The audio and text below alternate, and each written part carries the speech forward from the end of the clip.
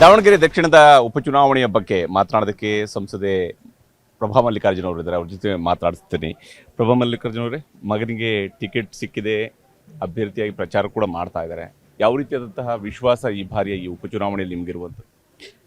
ವಿಶ್ವಾಸ ಇರೋದು 2-3 ನಿಟ್ಟಿನಲ್ಲಿ ವಿಶ್ವಾಸ ಕಾಣ್ತಾ ಇದೆ ನನಗೆ. ಒಂದು, ನಮ್ಮ ರಾಜ್ಯದಲ್ಲಿ ಕಾಂಗ್ರೆಸ್ ಸರ್ಕಾರ ಇದೆ, ಇದು ಒಂದು ಬೈ ಎಲೆಕ್ಷನ್ನು. ಅದರ ಜೊತೆಗೆ ಅಪ್ಪಾಜಿಯವರ ಭದ್ರಕೋಟೆ, ಕಾಂಗ್ರೆಸ್ನ ಭದ್ರಕೋಟೆ ದಾವಣಗೆರೆ ದಕ್ಷಿಣ ಕ್ಷೇತ್ರ. ಅಂದರೆ 6 ಬಾರಿ ಇಲ್ಲಿ MLA ಆಗಿ ಜನರು ಆಯ್ಕೆ ಮಾಡಿದ್ದಾರೆ. ಸೊ ಅಪ್ಪಾಜಿ ಕೂಡ ಅದೇ ರೀತಿ ಸ್ಪಂದಿಸ್ಕೊಂಡು ಬಂದಿದ್ದಾರೆ. ಇದ್ರ ಜೊತೆಗೆ ಇವತ್ತಿನ ದಿನ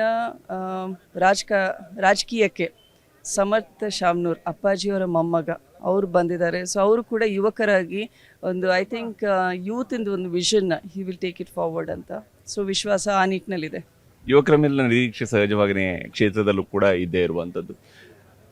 ಸಮರ್ಥ ರಾಜಕೀಯಕ್ಕೆ ಬರುವವರೆಗಿನ ಈವರೆಗಿನ ಅವಧಿ ಶಾಮ್ನೂರವರ ಮೊಮ್ಮಗ ಅನ್ನುವಂತಹ ಕಾರಣಕ್ಕಾಗಿ. ಆದರೆ ಇಲ್ಲಿಂದ ನಂತರದ ಅವಧಿಯು ಕೂಡ ಬಹಳ ಮುಖ್ಯ ಇರುತ್ತೆ. ಯಾವ ರೀತಿಯಾಗಿ ಅವರು ರಾಜಕೀಯಕ್ಕೆ ತಯಾರಿ ಆಗಿದ್ದಾರೆ ಅಂತ ಹೇಳಿ ನೀವು ವಿಶ್ವಾಸವನ್ನು ಹೊಂದಿದ್ದೀರಿ?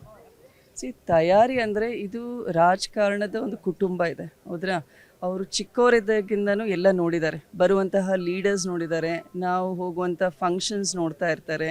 ಜೊತೆಗೆ 2019 ತನಕ ಸಮರ್ಥ ಅವರು ಎಜುಕೇಷನಲ್ಲಿ ಎಂಗೇಜ್ ಆಗಿದ್ದರು. ನಂತರ ಅವರು ಕೋವಿಡ್ ನಂತರ ದಾವಣಗೆರೆಗೆ ಬಂದಿದ್ದಾರೆ. ಸೊ ಇಲ್ಲಿದ್ದು ಆ್ಯಕ್ಟಿವ್ ಆಗಿ ನಮ್ಮ ಚುನಾವಣೆಗಳು 2 ವಿಧಾನಸಭೆ ಚುನಾವಣೆ, ಅಪ್ಪಾಜಿಯವ್ರ ಕ್ಷೇತ್ರ, ಮಲ್ಲಿಕಾರ್ಜುನ ಅವ್ರ ಕ್ಷೇತ್ರ, ನಾರ್ತ್ ಆ್ಯಂಡ್ ಸೌತು, ಜೊತೆಗೆ ದಾವಣಗೆರೆ ಲೋಕಸಭಾ ಕ್ಷೇತ್ರದಲ್ಲೂ ಸಕ್ರಿಯವಾಗಿ ನನ್ನ ಜೊತೆ ಮತ್ತು ಅವ್ರದ್ದೇ ಒಂದು ಟೀಮ್ ಮಾಡಿಕೊಂಡು ಅವರು ಕ್ಯಾನ್ವಸಿಂಗ್ ಮಾಡಿದ್ದಾರೆ, ಸೋಷಿಯಲ್ ಮೀಡಿಯಾ ಹ್ಯಾಂಡಲ್ ಮಾಡಿದ್ದಾರೆ, ವಾರ್ ರೂಮ್ ಹ್ಯಾಂಡಲ್ ಮಾಡಿದ್ದಾರೆ, ಲೀಡರ್ಸ್ ಜೊತೆಗೆ. ಆಮೇಲೆ ಇಲ್ಲಿ ಯೂತ್ ಜೊತೆಗೆ ಏನೋ ಗ್ಯಾಪ್ ಇತ್ತಲ್ಲ, ಯೂತ್ನ ಎಂಗೇಜ್ ಮಾಡಬೇಕು ಅಂತ. ಸೊ ಅವರಿಗೂ ಕೂಡ ಉತ್ಸಾಹ ಇದೆ, ಯುವ ರಾಜಕಾರಣಿ ನಮ್ಮನ್ನು ಗುರುತಿಸ್ತಾ ಇದ್ದಾರೆ ಅಂತ. Because every one wants recognition in political fraternity. ನೋಡ್ರಿ, ಈಗ ಅಪ್ಪಾಜಿಯವರ ಜೊತೆಗೆ ವ್ಯವಹಾರದ ಅನುಭವ, ಒಡನಾಟ ಇದೆ. ಸೊ ಹಾಗಾಗಿ ಎಲ್ಲ ರೀತಿಯಲ್ಲೂ ಎಕ್ಸ್ಪೋಷರ್ ಇದೆ. ಡೆಲ್ಲಿಗೆ ನನ್ನ ಜೊತೆ ಬಂದಿದ್ದಾರೆ, ಪಾರ್ಲಿಮೆಂಟಿನ ಪ್ರೊಸೀಡಿಂಗ್ಸ್ ಬಗ್ಗೆ, ಅಲ್ಲಿರುವಂತಹ ಸೆಷನ್ಸು, ಬಿಲ್ಸ್ ಬಗ್ಗೆ. ಸೊ ಅದನ್ನು ಕೂಡ ಡಿಸ್ಕಸ್ ಮಾಡ್ತಾ ಇರ್ತೀವಿ. ಸ್ಪೀಚ್ ಪ್ರಿಪ್ರೇಷನ್ ಮಾಡಬೇಕಾಗಿರುತ್ತೆ, ಕ್ವೆಶನ್ ಅವರಿನ ಕ್ವೆಶನ್ಸ್ ರೆಡಿ ಮಾಡಬೇಕಾಗಿರುತ್ತೆ. ಸೊ ಅದನ್ನೆಲ್ಲ ಸಮರ್ಥ ಆ್ಯಕ್ಟಿವ್ ಆಗಿ ನನ್ನ ಜೊತೆನೂ ಇನ್ವಾಲ್ವ್ ಆಗಿದ್ದಾರೆ. ಕಡೆಯದಾಗಿ ಯಾವ ಕಾರಣಕ್ಕಾಗಿ ಸಮರ್ಥಗೆ ಈ ಕ್ಷೇತ್ರದ ಜನ ಮತ ಹಾಕಬೇಕು ಅಂತ ತಾವು ವಿನಂತಿಸ್ತೀರಿ? ಮೊದಲನೆಯದಾಗಿ ಅಪ್ಪಾಜಿಯವರ ಮೊಮ್ಮಗ, ಎಲ್ಲ ರೀತಿಯಲ್ಲೂ ಅಪ್ಪಾಜಿಯವರ ವ್ಯಾಲ್ಯೂಸ್ ಅವರಲ್ಲಿದೆ. ಸೊ ಜನಾನುರಾಗಿಯಾಗಿ, ಅಜಾತಶತ್ರುವಾಗಿ ಯಾವ ರೀತಿ ಅಪ್ಪಾಜಿಯವರು ಸೇವೆ ಮಾಡಿದಾರಲ್ಲ, ಅದನ್ನು ಸಮರ್ಥ ಶಾಮ್ನೂರ್ ಅವರು ಕಂಟಿನ್ಯೂ ಮಾಡ್ತಾರೆ. ಜೊತೆಗೆ ಅವರು ಕ್ಷೇತ್ರದಲ್ಲಿ ಓಡಾಡಿಬಿಟ್ಟು ಕ್ಷೇತ್ರದ ಏನು ಜ್ವಲಂತ ಸಮಸ್ಯೆಗಳಿದೆ ಅದ್ರ ಬಗ್ಗೆ ಮನವರಿಕೆ ಇದೆ. How government works, government system ಯಾವ ರೀತಿ ಇದೆ, ಟ್ರಾನ್ಸ್ಪರೆನ್ಸಿ ಇನ್ ಗವರ್ನೆನ್ಸ್ ಯಾವ ರೀತಿ ತರಬೇಕು. ಸೊ ಯುವಕರದು ಅದು ಒಂದು ಗ್ಲೋಬಲ್ ವಿಷನ್ ಇರುತ್ತೆ. So I think that will add a new ತಡಕ to the existing political narrative ಅಂತ ನನಗನ್ಸುತ್ತೆ. ಇದು ಸಂಸದರ ವಿಶ್ವಾಸದ ಮಾತುಗಳು.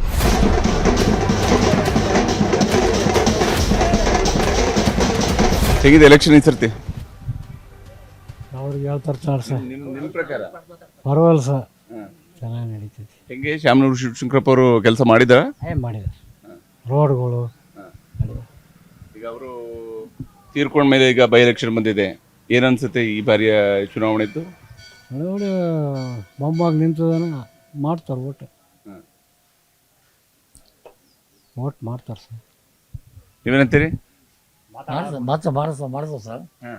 ಈಗ ಶಿವಶಂಕರ ಚಕ್ರ ಹತ್ತಿರಲ್ಲ, ಅವ್ರು ಯಾವಾಗಲೂ ಓಪೈತಿ ದಾವಣಗೆರೆ ತರಬೇಕು ಇಲ್ಲ, ಒಳ್ಳೆ ಕೆಲಸಗಳು ಮಾಡಿದ್ದಾರೆ. ಹಾಗಾಗಿ ಓಟ ಅವ್ರಿಗೆ ಕೊಡೋದು ನಾವು. ನೀವೇನಂತೀರಿ, ಹೆಂಗಿದೆ? ಈಗ ಅದೇ ಸರ್, ಈಗ ಬರ್ತಾರ ಹೋಗ್ತಾರ. ಈಗ ಏನಪ್ಪ ಅಂದ್ರೆ ಓಟ್ ಹಾಕಿದ ಮೇಲೆ ಅದು ಇಂಥದ ಅನ್ನೋದು ಗೆಲ್ಲಕ್ಕೆ ಸಾಧ್ಯ. ಈಗ ಇಲ್ಲಿ ಹೂ ಅಂತಾರೆ, ಅಲ್ಲಿ ಹೂ ಅಂತಾರೆ, ಎಲ್ಲ ತಗ ಕೈ ಹತ್ತಾರ. ಅದ್ರಾಗ ಏನಪ್ಪ ಅದೃಷ್ಟ ಯಾರಿಗೆ ಚೆನ್ನಾಗಿರತ್ತ ಅವ್ರು ಗೆಲ್ತಾರೆ. ಎಷ್ಟು ಮಟ್ಟಿಗೆ ಶಿವಶಂಕರಪ್ಪ ಅವರು ಕೆಲಸ ಮಾಡಿದ್ದಾರೆ? ಎಲ್ಲ ಮಾಡಿದ್ದಾರೆ, ಅವರು ಅಜ್ಜಾರು ಮಾಡಿದ್ದಾರೆ. ರೋಡ್ ಕೆಲಸಗಳು ಅವನ್ನೆಲ್ಲ ಚೆನ್ನಾಗಿ ಮಾಡಿದ್ದಾರೆ, ಅವನ್ನೆಲ್ಲ ಹೇಳ್ದಂಗೆ ಮಾಡಿದ್ದಾರೆ ಅವನ್ನೆಲ್ಲ.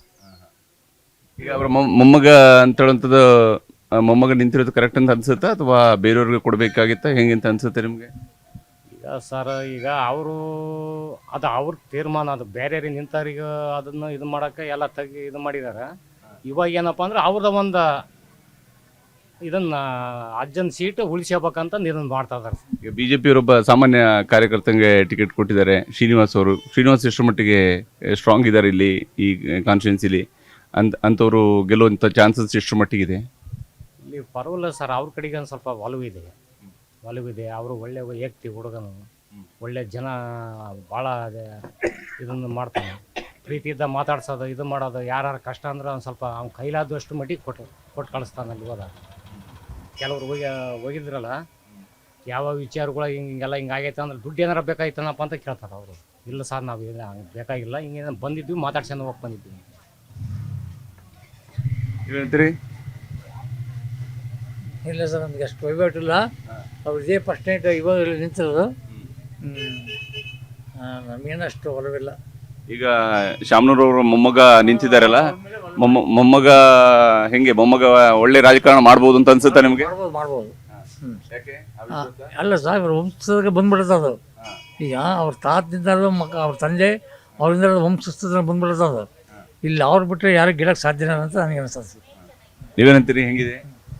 ಚೆನ್ನಾಗಿದೆ ಸರ್. ಕಾಂಗ್ರೆಸ್ಸೇ ಜಾಸ್ತಿ ಇರಲಿ ಏನಂದ್ರೆ ಕಾಂಗ್ರೆಸ್ ಭಾಳ. ಈಗ ಯಾಕಪ್ಪ ಅಂದ್ರೆ ಪ್ರತಿಯೊಂದು ಊರಿಗೆ ಆಗಲಿ ಯಾಕಾಗಲಿ ಈಗ ಕಾಂಗ್ರೆಸ್ನೇ ಭಾಳದಂದ್ರೆ ಭಾಳ ಮಾಡಿರೋಂದ್ರೆ ಅವರೇ. ಈಗ ಒಂದು ಏನಾರು ಒಂದು ಮನೆಗೆ ಹೋಗಿ ಕೇಳಿ ಏನಾರು ಕೊಳ್ಳಿ ಒಂದು ಮಾನವತಿ ಕೊಡ್ತಾರೆ. ಚೆನ್ನಾಗಿದೆ. ರೈತರಿಗೆ ಹೆಂಗೆ ಅನುಕೂಲ ಆಗುತ್ತೆ? ರೈತರು ಪರವಲ್ಲ ಸರ್, ಅನುಕೂಲ ಮಾಡ್ಕೊಂಡು ಕೊಡ್ತಾರೆ. ಒಟ್ಟಿಗೆ ಹೋದ್ರೆ ಪಂಜಿಸ್ತಾರೆ ಸರ್, ಪರವಲ್ಲ. ನೀನು ಯಾರು ಹೋದ್ರೂ ಒಂದು ಬಾ ಅನ್ನೋದು ಐತಿ ಅಂತೀರ, ಹಂಗೆ ಇದು ಮಾಡಿ. ಆಮೇಲೆಲ್ಲ ಗ್ಯಾರಂಟಿ ಸ್ಕೀಮ್ಗಳೆಲ್ಲ ದುಡ್ಡು ಬರ್ತಿದ್ಯಾ? ಬರ್ತೈತೆ ಸರ್, ಚೆನ್ನಾಗಿ ಬರ್ತೈತೆ ಸರ್, ಇಲ್ಲಿ ಬರ್ತೈತೆ, ಗ್ಯಾರಂಟಿ ಎಲ್ಲ ಬರ್ತೈತೆ. ಅನುಕೂಲ ಆಗುತ್ತೆ ಅದರಿಂದ? ಹೌದು ಸರ್. ಅನುಕೂಲ ಮಾಡಿದ್ದಾರೆ ಪಾಪ. ಸುಳ್ಳಾಗಿ ಕೇಳ್ಬೇಕು, ತಿಂದಿಲ್ಲ ಅನ್ಬಾರ್ದು, ಮಾಡಿಕೊಟ್ರಲ್ಲ ಅನ್ಬಾರ್ದು ನಾವು. ಚೆನ್ನಾಗಿ ಕೆಲಸ ಮಾಡಿ. ರೋಡ್ಗಳೆಲ್ಲ ಅವರಿಂದ ನಮ್ಮ ಊರ ರೋಡ್ಗಳೆಲ್ಲ ಆಗಿದ್ದು.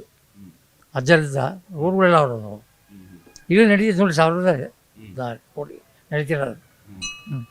ಬರ್ತಾ ಇರ್ತಿದ್ರ ಇದು ಕಾನ್ಸ್ಟಿಟ್ಯೂನ್ಸಿಗೆ, ಇಲ್ಲಿ ಹಳ್ಳಿಗಳಿಗೆಲ್ಲ ಬಂದು ಜನರ ಮಾತ್ರ?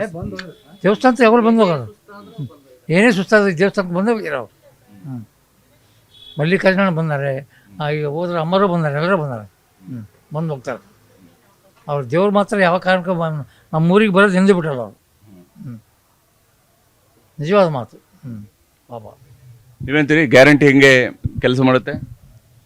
ಗ್ಯಾರಂಟಿದು ಅದ್ರಾಗೆ ಹೆಣ್ಣು ಮಕ್ಕಳು ಗ್ಯಾರಂಟಿದು ನಮಗೆ ಕೊಟ್ಟಿದಾರಂತಂದು ಅವ್ರು ಇದು ಮಾಡ್ಬೋದು, ಕೆಲವ್ರು ಚೇಂಜ್ ಆಗ್ಬೋದು. ಅದನ್ನು ಹೇಳೋಕ್ಕಾಗಲ್ಲ ಸರ್, ಅದನ್ನು ಮಾತ್ರ ಹೇಳೋಕ್ಕಾಗಲ್ಲ. ಗ್ಯಾರಂಟಿ ಕೊಡೋದ್ರಂದ್ರೆ ಹೆಣ್ಮಕ್ಳು ನಮಗೆ 2,000 ಬಂದವು ಅಂತಂದು ಅವರು ಪ್ರೀತಿಯಿಂದ ಹಾಕ್ಬೋದು. ಈಗ ಗಂಡು ಮಕ್ಳಿಗೆ ಏನು ನಮಗೆ ಕೊಟ್ಟಿಲ್ಲಪ್ಪ, ನಮ್ಮ ಪಕ್ಷ ಅಂತಂದು ಅವರು ಹೋರಾಟ ಅವ್ರದ್ದು ಚೇಂಜ್ ಆಗ್ಬೋದು. ಹೆಣ್ಮಕ್ಳು ಬೇರೆ ನಿರ್ಧಾರ ತಗೊಳ್ಬೋದು ಅನ್ಸುತ್ತೆ. ಅದಂತೂ ಪಕ್ಕ ಸರ್. ಅವ್ರಿಗೆ 3% ಅವ್ರಿಗೆ ಹಾಕ್ಬೋದು ಅನಿಸ್ತದೆ. ಹಾಂ, ಅದಿರೋದು ಈ ಪೊಸಿಷನ್ ಹಂಗೆ ಇರೋದು. ಎಲ್ಲ ಹೆಣ್ಮಕ್ಳ ಮೇಲೆ ಹೊರಬೇಕಾಗ್ಬೋದು. ಈ ಗ್ಯಾರಂಟಿ ಯೋಜನೆ ಎಲ್ಲ ಬರ್ತಿದ್ಯಾ ನಿಮಗೆ? ಸಿಗ್ತಿದ್ಯಾ? ಯಾವುದು ಬರ್ತಾ ಇಲ್ಲ ಸರ್, ನಮಗೆ ಯಾವುದು ಸಿಕ್ಕೇ ಇಲ್ಲ. ಇದುವರೆಗೂ ಸಿಗ್ಲೇ ಇಲ್ವಾ? ಇದುವರೆಗೂ ಸಿಕ್ಕೇ ಇಲ್ಲ. ಅಲ್ಲೇ ಕೂತಿದ್ದಾರೆ ನೋಡ್ರಿ ನಮ್ಮ ಯಜಮಾನ್ರು, ಕೇಳ್ರಿ, ಹೇಳ್ತಾರೆ. ಯಾಕೆ? ಕಾರ್ಡ್ ಕ್ಯಾನ್ಸಲ್ ಇದನ್ನ ಮಾಡಿದ್ದಾರೆ ಸರ್, ಹಿಡಿದಿದ್ದಾರೆ ಕ್ಯಾನ್ಸಲ್. ಒಂದು ಗಾಡಿ ತಗೊಂಡಿದ್ದೀವಿ, ಅದಕ್ಕೋಸ್ಕರ ನಿಂತತಿ ಅಂತ ಹೇಳ್ತಾರೆ. ಯಾವುದು ಬಂದಿಲ್ಲ ನಮಗೆ. 2,000 ಇಲ್ಲ, ರೇಷನ್ ಇಲ್ಲ, ಎಂಥದ್ದು ಇಲ್ಲ ನಮಗೆ. ಈ ಸರ್ತಿ ಚುನಾವಣೆ ಹೆಂಗೆ ಅನ್ಸುತ್ತೆ ನಿಮಗೆ? ಚುನಾವಣೆ ಬಗ್ಗೆ ಮಾತಾಡೋಕ್ಕೆ ಇಂಟ್ರೆಸ್ಟ್ ಇಲ್ಲ ಅಂದೆಲ್ಲ ನಾನು. ನಮ್ಗೆ ಗೊತ್ತಿಲ್ಲ ಸರ್, ಅದ್ರ ಬಗ್ಗೆನೇ ಗೊತ್ತಿಲ್ಲ ನಮಗೆ. ನಾವು ಹೇಳೋಕ್ಕೂ ಇಂಟ್ರೆಸ್ಟ್ ಇಲ್ಲ. ಹೆಂಗಿದೆ ಇಲ್ಲಿ ಎಲೆಕ್ಷನ್ ಇದೆಲ್ಲ? ಚೆನ್ನಾಗೈತೆ ಸರ್. ಈಗ 2 ಸತಿನೂ ಚೆನ್ನಾಗಿ ಇದು ಮಾಡಿದ್ದಾರೆ. ಈ ಸತಿ ಏನು ಇದು ಮಾಡ್ತಾರೋ ಇದೆಲ್ಲ ಬಂದಾಗಲೇ ಗೊತ್ತು. ಬಿಜೆಪಿಯವರು BJP-ಯವರು ಅಷ್ಟು ಇದಿಲ್ಲ, ನೋಡ್ಬೇಕು. ಅವ್ರನ್ನ ಯಾವುದಕ್ಕೂ ಇದು ಮಾಡಿಲ್ಲ. ಈ ಗೃಹಲಕ್ಷ್ಮಿ ದುಡ್ಡು ಬರುತ್ತಾ? ಬರ್ತದೆ. ಅದರಿಂದ ಅನುಕೂಲ ಆಗ್ತಿದ್ಯಾ? ಅನುಕೂಲ, ಮತ್ತು ಬಡವ್ರ ಬಗ್ಗರಿಗೆ ಎಷ್ಟೋ ಅನುಕೂಲ ಆಗಿತ್ತು. ಮಾಡಿದ್ದರಿಗೆ ಮುದುಕಿಯರಿಗೆ ಅನುಕೂಲ ಆಗೈತಿ. ಬಸ್ ಫ್ರೀ ಆಗೈತೆ ಸರ್. ಎಷ್ಟು ಓದ ಹುಡ್ರಿಗೆ ಎಲ್ಲದಕ್ಕೂ ಅನುಕೂಲ ಆಗಿದಾವೆ. ಆಗಿಲ್ಲ ಅಂತ ಮಕ್ಕಳಿಗೆ ಅವರಿಗೆ ಏನಾರ ಅನುಕೂಲ ಮಾಡಿದ್ ಸೈ. ನಮ್ಮಂಥವು ಹೋಗ್ಲಿಲ್ದವಕ್ಕೆ ಹೊಡೆದಾಡೋಕೆ ಬಸ್ ಫ್ರೀ ಮಾಡಿದ್ದು ಏನು ಉಪಯೋಗ ಇಲ್ಲ. ನಾನು ಹೇಳ್ತೇನೆ, ಅದು ಉಪಯೋಗ ಇಲ್ಲ. ಏನು ಈ ರೊಕ್ಕ ಹಾಕ್ತಾರ ಅದು ಉಪಯೋಗ ಅಂತ ಹೇಳ್ತೇವೆ. ನಮ್ಮಂಥವಕ್ಕೆ ಬಸ್ ಫ್ರೀ ಏನು ಉಪಯೋಗ ಇಲ್ಲ. ಹ್ಞೂ ಶಾಲೆ ಹುಡ್ರಿ ಕೊಡ ನೀನು ಓದಕ್ಕೆ ಹೋಗೋ ಮಕ್ಳಿಗೆ ಅವು ಓದ್ಲಿ ಓಡಾಡ್ಲಿ ಅವು ಫ್ರೀ ಮಾಡು ಈಗಲ್ಲ ಯಾವಾಗಾದ್ರೂ ಫ್ರೀ ಮಾಡ್ರಿ ಅದು ನಮಗೆ ಸಂತೋಷಕ್ಕತಿ ಸುಮ್ಮನಿದ್ದವ್ರಿಗೆ ಫ್ರೀ ಅಂದ್ರೆ ಅದು ನನಗೆ ಉಪಯೋಗ ಇಲ್ಲ. ಈಗ ಗ್ಯಾರಂಟಿ ಎಲ್ಲರಿಗೂ ಬರ್ತದ ಅವ್ರಿಗಿಲ್ಲ ಇವ್ರಿಗಿಲ್ಲ ಅಂತ ಹೆಣ್ಮಕ್ಳಿಗೆ ಎಲ್ಲರಿಗೂ ಉಪಯೋಗ ಆಗೈತಿ. ಈಗ ಅವ್ರ ಆ ದುಡ್ಡು ಕೊಡೋದಕ್ಕೆ ಬೇಕಾಗಿ ಅದನ್ನ ಯೋಚನೆ ಮಾಡ್ಕೊಂಡು ಓಟ್ ಹಾಕ್ತೀರಾ ಅಥವಾ ಬೇರೆ ಯೋಚನೆ ಮಾಡ್ತೀರಾ ಓಟ್ ಹಾಕುವಾಗ? ಹೇಳ್ತೀವಿ ಹಾಕ್ತಿವಿ ಮತ್ತೆ ಈಗ ತಿಂದದವಿ ಅಂದಾಗ ಏನ್ ಮಾಡಕ್ಕೋ ಅಂತಾರ ಜನ, ಹೌದೇನು ಸರ್? ಕೆಲವರು ಋಣ ತೀರ್ಸ್ಬೇಕು ಅಂತಾರೆ, ಕೆಲವರು ಹೆಂಗ ಅಂತಾರೆ. ಹೆಂಗ್ ಒಬ್ರ ಮನ್ಸು ಹೆಂಗ್ ಹೇಳ್ತೀವಿ ಸರ್ ಹೇಳಕ್ಕಾಗಲ್ಲ ಅಲ್ಲ. ನಿಯತ್ನೇರು ಅದಾರ, ನಿಯತ್ ಇಲ್ದರು ಅದೇವಿ. ಹಿಂಗೆ ಏನ ಇದು ಮಾಡ್ಬೇಕು ಸರ್. ಈ ಗ್ಯಾರಂಟಿ ಕೊಡೋದ್ರಿಂದ ಬೇರೆ ಏನು ಕೆಲಸಗಳಾಗ್ತಿಲ್ಲ ಅಂತ ಹೇಳ್ತಾರೆ, ಹೌದಾ? ನಿಮ್ಮೂರಿನಲ್ಲಿ ಏನೋ ಕೆಲಸ ಎಲ್ಲ ನಡೀತಿತ್ತು? ಸಾಕ ಏಕೆ ಕಾಲುವೆನ್ಯಾಗ ಈಗ 3-4 ವರ್ಷ ದೇವಸ್ಥಾನ ಮಾಡ್ರಿ ಅಂತ ಕೇಳಕ್ ಹಚ್ಚಿ ಅದ ನೋಡ ಹಂಗ ಆಳ್ ಬಿದ್ದತಿ. ಹಾ ಏನ್ ಮಾಡ್ಬೇಕು ನಾವು ಅದ್ ಮಾಡಿಸ್ಕೊಡ್ರಿ ಅಂತ ಕೇಳಿಕೆಂದ್ರು ಇನ್ನು ಇದು ಎಲೆಕ್ಷನ್ ಮುಗಿಲಿ ಅದು ಮುಗಿಲಿ ಇನ್ನು 6 ತಿಂಗಳು ಬೇಕು 7 ತಿಂಗಳು ಬೇಕು ಅಂತ ಹಿಂಗ ಮಾಡ್ಕೊಂತ ಇಲ್ಲಿ 3 ವರ್ಷ ಆತು ಕೆಡವಿ. ನಮ್ಮ ಮಟ್ಟಿಗೆ ಏನು ಸಾಕಾರನೇ ಮಾಡಿಲ್ಲ. 2,000 ಬರ್ತತಿ ಅನ್ನೋದು ಆಟಯ್ಯ. ಹಾ ಅದನ್ನ ಮಾಡಿದ್ರ ತಾನೇ ನಮಗೆ ಮಾಡಿದಾರಂತ ಇದು ಬರೋದು. ಅವೇ ಇಲ್ದ ಮೇಲೆ ಏನ್ ಮಾಡ್ತೀವಿ ಸರ್? ನೀರೆಲ್ಲ ಸಿಗುತ್ತಾ? ಮನೆಗೆಲ್ಲ ನೀರು ಕರೆಕ್ಟ್ ಬರುತ್ತೆ? ನೀರಿಂದ ಅನುಕೂಲ ಬಿಡ್ರಿ ಸರ್, ಬೇಕಾದಷ್ಟು ಬೋರ್ ಹೊಡ್ಸಿದಾರೆ. ನೀರಿಂದ ಏನು ಎಂತ ಇದಾಗಲಿ ಬರ್ತಾವು. ನೀರಿಂದ ಏನು ನಮಗೆ ಇದಲ್ ಸಮಸ್ಯೆ ಇಲ್ಲ. ಅದು ದೇವಸ್ಥಾನ ಆಗ್ಬೇಕು ಸರ್. ಈ ಮನೆಗಳು ನೋಡು ಹೆಂಗ ಇದ್ರಾಗ ಅದೀವಿ. ಹಾ ಎಲ್ಲ ಕಡೆಗೆ ಹೆಂಗ ಅದಾರ ಸರ್, ಏಕೆ ಕಾಲುವೆನಿಗೆ ಹೆಂಗ ಅದಾರೆ. ಇದು ದಾವಣಗೆರೆ ಇಷ್ಟ ಹತ್ರ ಇದ್ರೆ ನಮ್ಮನ್ನ ಚಾಲ್ತಿ ಮಾಡಿಲ್ಲ ಇವ್ರು ಅಂದ್ರೆ ನಾವ್ ಹೆಂಗ್ ಮಾಡ್ಬೇಕು? ಯಾರನ್ನ ನಂಬಬೇಕು? ಹೇಗಿದೆ ಈ ಬಾರಿಯ ಚುನಾವಣೆ ಇದೆ ದಾವಣಗೆರೆ ದಕ್ಷಿಣದಲ್ಲಿ? ಸರ್ ಈ ಸತಿ ಚೆನ್ನಾಗಿದೆ ಸರ್. 20 ವರ್ಷ ಗಂಟ್ಲೆ ಈಗೆಲ್ಲ ಮಾಡ್ಕೊಳ್ತಾ ಬಂದಾರ. ಈಗೆಲ್ಲ ಏನು ಅಭಿವೃದ್ಧಿ ಆಗಿಲ್ಲ. ಈ ಸತಿ BJP ಮಾಡ್ಬೇಕಂತ ಎಲ್ಲ ಚೆನ್ನಾಗಿ. ಹೆಂಗೆ ಶ್ರೀನಿವಾಸ್ ದಾಸ್ಕರ್ ಅವರು?